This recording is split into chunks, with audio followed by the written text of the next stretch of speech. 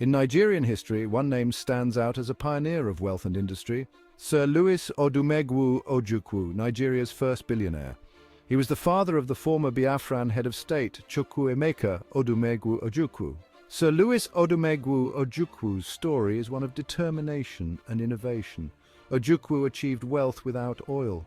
Born in 1909, he lived through a transformative period. He witnessed Nigeria's transition to independence. His business acumen built a vast empire. Ojukwu's ventures created jobs and stimulated growth. His story is a testament to perseverance and African entrepreneurship. Sir Louis Odumegwu Ojukwu's story started in 1909 in Nni-Ewi, Anambra State. Born into a modest family, young Louis showed early signs of ambition and intelligence.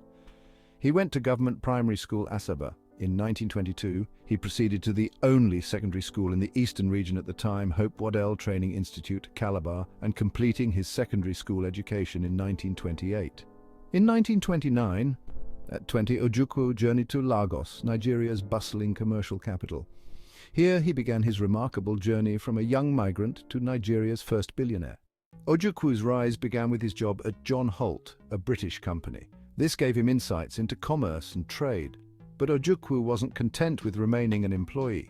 In the 1930s, he founded Ojukwu Stores, which started his vast business empire. He then established Ojukwu Textiles. His most significant venture was Ojukwu Transportation. His fleet became the lifeblood of commerce.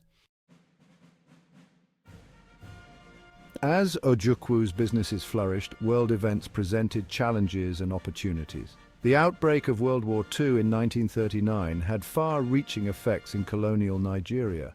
Ojukwu's fleet was crucial in aiding the British war effort. His trucks moved supplies and personnel for the Allies. This helped the war effort and expanded his business. By 1950, his fleet had over 200 trucks. Ojukwu's dominance had far-reaching effects on Nigeria's economy. Sir Ojukwu's Rolls-Royce Silver Wraith LWB was used to chauffeur Queen Elizabeth during her 1956 visit. As Ojukwu's business empire grew, so did his reputation. The British Crown awarded him a knighthood.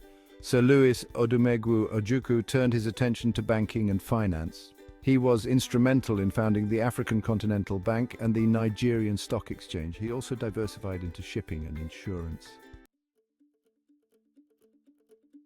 Sir Louis Odumegwu Ojukwu's impact on Nigeria's economic landscape was profound.